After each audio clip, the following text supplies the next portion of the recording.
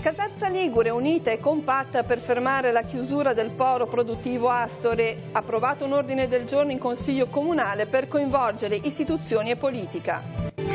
Ultime verifiche a Rapallo prima del trasferimento provvisorio dei taxi da Piazza Molfino a Piazza delle Nazioni, installata la casetta per il telefono.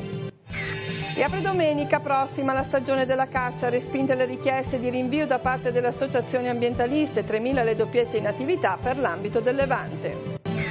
Aprirsi, ascoltare, vivere, 3 spunti di riflessione sottolineati nella festa di Nostra Signora del Ponte a Lavagna. Sull'esempio di Maria, l'invito di Don Federico Tavella ad accogliere e all'incontro. Nel cammino verso la festa della Santa Croce, la Fiera dei Perdoni e dei Perdoneti a San Salvatore, la rassegna che ha origini medievali ha premiato i migliori olivicoltori della zona.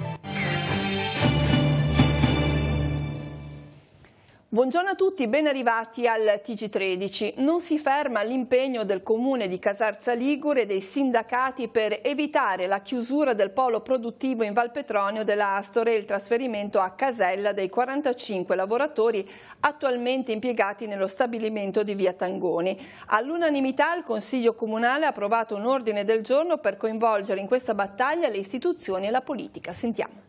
Non si ferma la mobilitazione della Val Petronio per cercare di fermare la chiusura della sede distaccata della Astore, azienda di proprietà della holding Aliaxis SPA, che ha manifestato l'intenzione di stoppare la produzione nello stabilimento di Via Tangoni e trasferire i 45 lavoratori nella sede di Casella.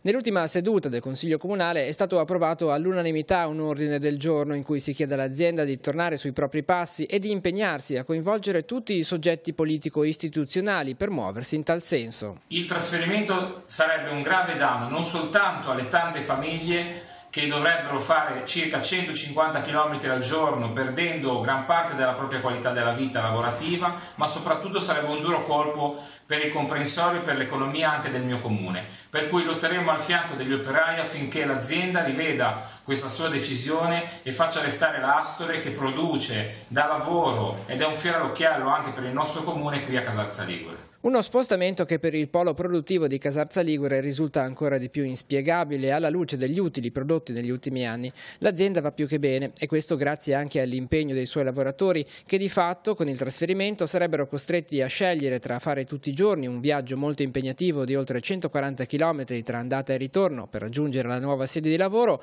oppure il licenziamento. Andare a oltre 70 km di distanza da casa significa, per chi, faccio un esempio molto semplice, fare il turno dalle 6 alle 2 significa alzarsi alle 3:30 del mattino per arrivare alle 3 del pomeriggio. Io credo che sia improponibile umanamente per le famiglie e per i lavoratori supportare una vita del genere. C'è anche disponibilità da parte della proprietà dell'immobile in cui lavora l'azienda di arrivare ad un'intesa per eventualmente ridurre anche i costi. Esattamente, se l'azienda deve investire circa, facendo due conti, 1 milione di euro per trasferire i lavoratori, noi pensiamo che forse è meglio trattare qualche migliaia di euro per migliorare e abbassare il costo dell'affitto. Ci sono tutte le disponibilità, si può trovare una soluzione. Ora parliamo di una vasta operazione antidroga che ha prodotto 8 arresti. Vediamo la notizia pubblicata sul nostro sito teleradiopace.com. I finanzieri del Comando Provinciale di Genova hanno arrestato 3 soggetti stranieri dimoranti a Genova per traffico di sostanze stupefacenti. 2 arrestati di 28 e 35 anni sono indagati per aver acquistato in più occasioni stupefacenti destinato alla successiva vendita. Entrambi sono stati associati in carcere dove uno dei 2 già si trovava per altra causa. Il terzo arrestato, 31enne, è agli arresti domiciliari per aver partecipato all'importazione di 800 grammi di cocaina intrisa in fogli di carta spediti via posta dall'Ecuador con un servizio postale privato di Genova. Nell'ambito dell'operazione sono stati arrestati anche in flagranza di reato 5 responsabili e denunciati a piede libero 9 soggetti. Sono stati sequestrati 1.161,41 grammi di hashish, 1.368,52 grammi di marijuana, 424 grammi di eroina, 823 grammi di cocaina, 22 piante di cannabis e una serra indoor per la coltivazione delle stesse a Genova Cornigliano. E torniamo a Rapallo per parlare di lavori pubblici. Prenderà il via lunedì prossimo il cantiere per il rifacimento di Piazza Molfino, la piazza antistante la stazione ferroviaria, che sarà ripavimentata, pedonalizzata ed abbellita con una nuova fontana donata dall'artista sammargheritese Massimo Meda.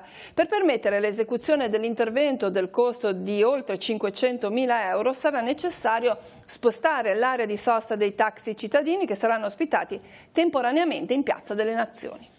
Al via anche lo spostamento temporaneo dei taxi in Piazza delle Nazioni. Come verrà gestito questo periodo di transizione? Ma come ho già detto diverse volte, Rapallo sta vivendo un periodo molto particolare, un periodo di fortissimo cambiamento. Di conseguenza un nostro obiettivo importante era quella della riqualificazione della stazione, dove partiranno i lavori la settimana prossima.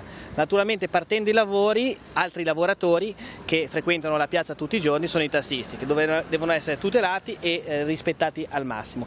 In maniera provvisoria si sono spostati in Piazza Molfino, dove parte naturalmente è provvisoria, questa parte dove stiamo facendo ancora degli studi insieme a loro per vedere appunto di non creare troppo disagio né ai tassisti né al mondo del commercio. Nel frattempo il futuro naturalmente prevederà, come avevamo illustrato nel progetto, una fila di taxi davanti alla stazione con un accesso molto più immediato ancora di quello di adesso, dei taxi posizionati qua e poi una riqualificazione e una rivisitazione di tutta la situazione dei taxi nella nostra città, perché ci giochiamo la partita con i taxi davanti alla stazione, ce la giochiamo qui, ce la giochiamo davanti in via Milite Ignoto e non solo, anche in altri posti dove naturalmente sono utili ai tassisti ma sono utili soprattutto alla cittadinanza.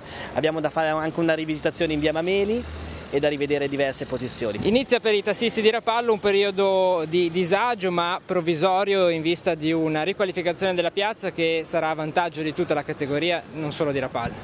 Sì, ci sarà la riqualificazione di Piazza Molfino, temporaneamente saremo posizionati qua in Piazza delle Nazioni.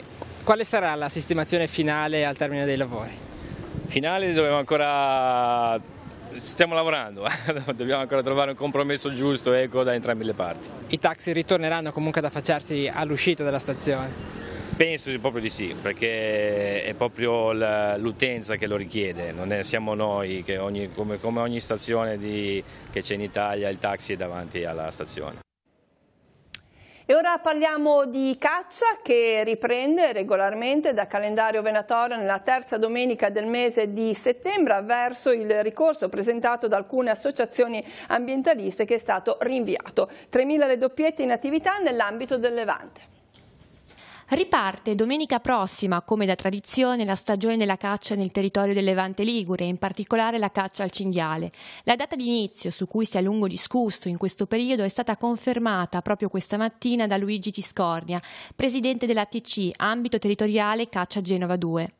Proprio stamattina ho ricevuto da poco la notizia che al TAR è stata rinviata l'udienza al 19. Quindi domenica, come da calendario venatorio, ci sarà l'apertura della stagione venatoria in attesa appunto dell'udienza che ci sarà il 19. Le discussioni sollevate dalle associazioni ambientaliste come l'AC, LAV, WWF e EMPA vertevano sulla posticipazione del calendario venatorio e sulla sospensione della caccia al cinghiale. I cinghiali sono, fra virgolette, un problema per diverse categorie umane e quindi si cercava di cacciando di diminuire questa pressione sul territorio, specie ora in questi momenti dove da mangiare c'è poco. Era una delle materie, degli argomenti su cui era stata chiesta la sospensiva. La caccia al cinghiale in particolare è sotto i riflettori perché i cinghiali negli ultimi anni, nell'ultimo periodo, sono aumentati anche nelle zone cittadine. Ma sì, i cinghiali sono animali opportunisti, sono animali intelligenti, quindi se io al mese di agosto devo stare in cima a un monte in mezzo alle pietre che non c'è niente, o stare vicino a un coltivo, vicino a una casa, vicino a un cassonetto dove trovo cosa da mangiare, evidentemente vado lì. Poi quando invece cominciano a cadere le castagne eccetera è molto più difficile trovare i cinghiali vicino agli abitati, ma vanno a cercarsi da mangiare. La caccia è un'attività molto sentita nel nostro territorio, oltre 3.000 i cacciatori attualmente iscritti e sono ancora in crescita grazie alla novità introdotta a partire da quest'anno, l'esenzione delle tasse per chi ha appena preso il porto d'armi. Voltiamo pagina. Nel quartiere di Nostra Signora del Ponte a Lavagna è stata celebrata la festa della titolare dell'omonimo santuario. Posto ad un crocevia tra 3 comuni, Lavagna, Chiavari e Cogorno, lega al ponte la propria vocazione di luogo di incontro ed accoglienza.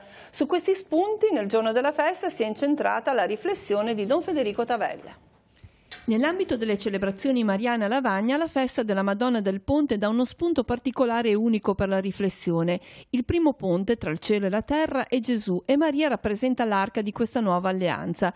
Ma il ponte è da sempre simbolo dell'esperienza di incontro, mettendo insieme realtà diverse, favorendo l'apertura e l'accoglienza. Su questi spunti si è basata la riflessione proposta da Don Federico Tavella nel giorno della festa. 3 i verbi indicati dal sacerdote come vie di approfondimento: aprirsi, ascoltare, vivere.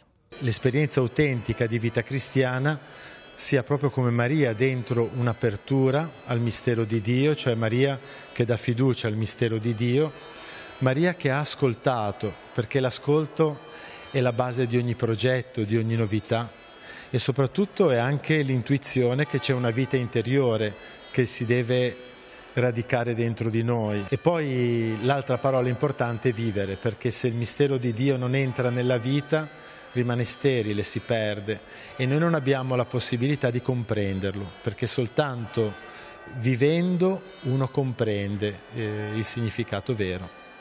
La comunità di Nostra Signora del Ponte quest'anno ha vissuto la ricorrenza per la prima volta con il nuovo parroco Don Stefano Libini. Un gruppo di volontari si adopera per organizzare i vari momenti della festa. Sì, la festa è molto sentita, molto partecipata, noi la nostra Madonna vogliamo molto bene, la nostra Chiesa noi l'amiamo, cerchiamo di tenerla al meglio possibile, cerchiamo di fare il nostro meglio.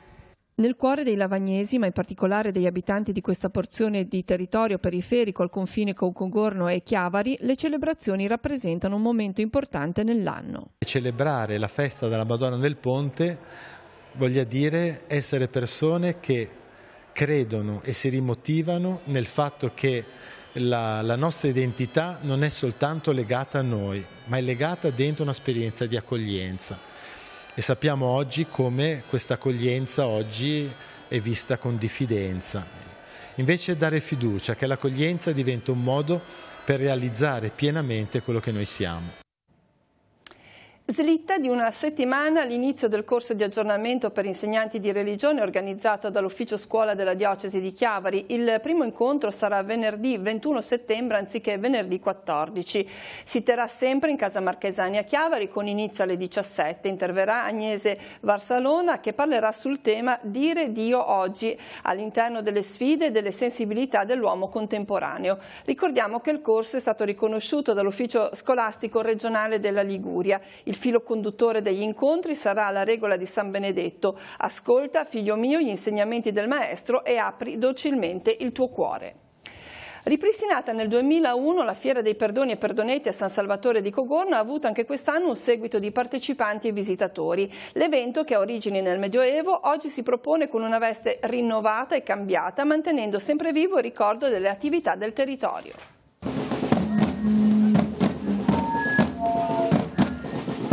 Nata nel XIII secolo come rassegna di prodotti dei commercianti e contadini del luogo, la Fiera dei Perdoni e dei Perdoneti è stata ripristinata nel 2001 dal comune di Cogorno e si pone nel solco della tradizione senza tralasciare gli elementi di novità. La fiera, legata alla festa dell'esaltazione della Santa Croce, si apre con le pubbliche grida e la sfilata degli sbandieratori. Oggi il tessuto economico e sociale del territorio è molto cambiato. La produzione agricola che ancora resiste è quella dell'olivo. I nostri oliveti sono da mantenere, da curare, quindi noi premiamo a volte chi ha voglia di essere anche un po' ringraziato, gratificato di partecipare e di avere questi oliveti che sono un po' l'orgoglio della nostra collina. Sicuramente è da trasmettere ai giovani e questo è un problema che non è facile da far capire. A volte la passione non va a braccetto con la ragione e quindi bisogna capire. In concomitanza con la manifestazione vengono premiati gli olivicoltori insigniti di un riconoscimento nell'ambito del concorso per il miglior uliveto organizzato a Levi.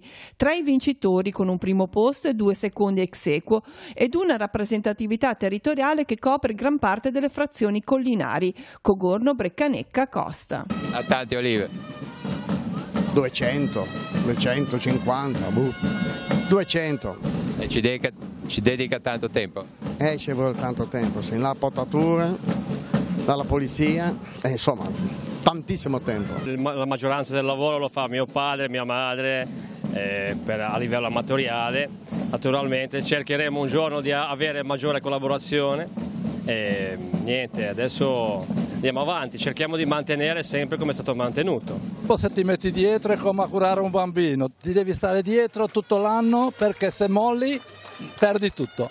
Perciò ci vuole costanza e passione, portare avanti, anche è una soddisfazione in quanto al guadagno. Le interviste saranno proposte questa sera nell'ambito della rubrica Si può dare di più, in onda alle 21:10 su Telepace 1 al canale 15. Tappa nelle Cinque Terre dell'iniziativa Mangia Trekking, che propone l'alpinismo lento e la conoscenza del territorio. Con la collaborazione del Parco Nazionale delle Cinque Terre e dell'azienda agricola Terra di Bargon, un piccolo gruppo di escursionisti ha potuto effettuare una visita prima in cantina, poi nei vigneti, apprezzando la tecnica dei terrazzamenti dove crescono le vigne che producono il celebre chaquetra. La vendemmia sulle coste, i luoghi dell'agricoltura e la via dei santuari. Queste alcune tappe del cammino che ha consentito di ammirare luoghi come ad esempio a Montenero, dove è visitabile un sito religioso e votivo molto ben conservato che racconta anche la storia e la vicinanza al mare delle comunità locali.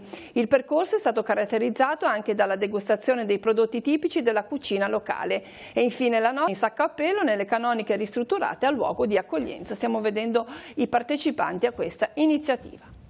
Ora sfogliamo le pagine dei quotidiani insieme a Marco Revello, poi tutte le altre notizie e lo sport.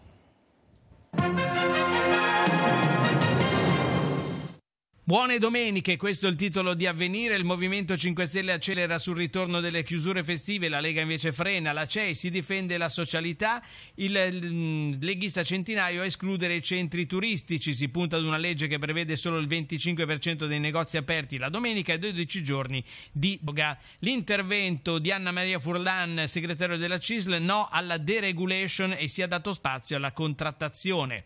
Una drammatica immagine che arriva dal largo della Libia, naufragio, 100 morti e l'ONU indagherà sull'Italia. La sciagura 10 giorni fa e sul razzismo si muove il nuovo alto commissario. Replica Salvini, vice premier, niente elezione, ora valuteremo se tagliare i fondi. Sovranisti più forti, la Svezia fa muro ma il governo è difficile, dopo elezioni a Stoccolma. E andiamo all'interno del quotidiano Avvenire. Ecco i commissari a metà, lotta al caporalato, stop agli incarichi straordinari di governo, ruoli trasferiti ai prefetti di Foggia, Caserta e Reggio Calabria. Lo ha deciso l'esecutivo per i territori di Castelvolturno, Manfredonia e San Ferdinando. Si rischia di depotenziare l'impegno contro lo sfruttamento dei migranti. Andiamo invece al secolo XIX, Ponte, 2 decreti, niente gara europea e via la concessione. Ponte naturalmente è il Morandi di Genova, traffico in crisi, raddoppiati gli incidenti, i lavori di istruzione saranno assegnati a Fincantiere e il ministro Di Maio prepara contromisure per i ricorsi di Autostrade.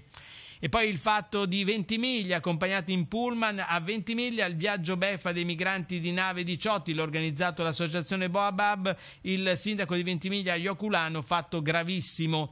Trattativa Lega Procura, spunta l'ipotesi delle rate per i 49 milioni di euro sequestrati alla Lega. Carige, Malacalza sfonda quota 27% e su Mencione chiama Consob verso l'assemblea della Carige. E poi da Chiavari lunedì scatta la rivoluzione nella gestione della sosta, polemica sulla convenzione con il CRAI e il censimento, controllati i lupi nell'entroterra. Vediamo all'interno nel Levante, lupi monitorata la popolazione locale, accertati 21 esemplari nell'entroterra. All'ambito di caccia Genova 2 ha controllato il territorio con le fototrappole, il branco più consistente è in Val d'Aveto. E sempre dal secolo XIX, ma spostandoci a Sestri Levante, costerà 70.000 euro riaprire 2 ponti chiusi per la sicurezza, intervento più complicato e costoso per via Pian del Fiume. La sindaca Ghio, occorrono altri approfondimenti che comunque sono già partiti.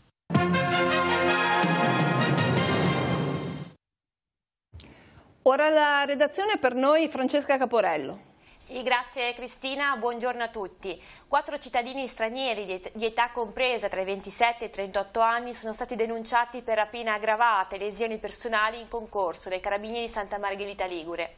I 4, tutti membri di un equipaggio di uno yacht battente bandiera maltese, la scorsa notte per futili motivi hanno aggredito con calci e pugni un uomo di 50 anni, genovese residente in California, ma di fatto domiciliato a Santa Margherita Ligure. Dopo averlo immobilizzato gli hanno sottratto il cellulare e il portafogli contenente circa $2.200 e circa 350 euro, nonché varie carte di credito, dandosi poi alla fuga. Una volta soccorsa la vittima della rapina è stata trasferita al pronto soccorso dell'ospedale di Lavagna.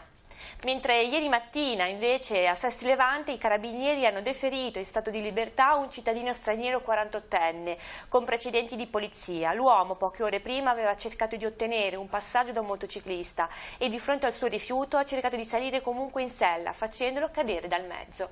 E dalla redazione è tutto, ripasso la linea allo studio, grazie. Grazie, ora per la pagina sportiva andiamo nuovamente sul nostro sito, ancora un fine settimana all'insegna dello sport a Rapallo, c'è grande attesa per il ritorno della Keeper Battle Junior, la battaglia dei portieri, riservata ai nati tra il 2003 e il 2008, organizzato da Keeper Sport in collaborazione col Comune di Rapallo e la Polisportiva Santa Maria.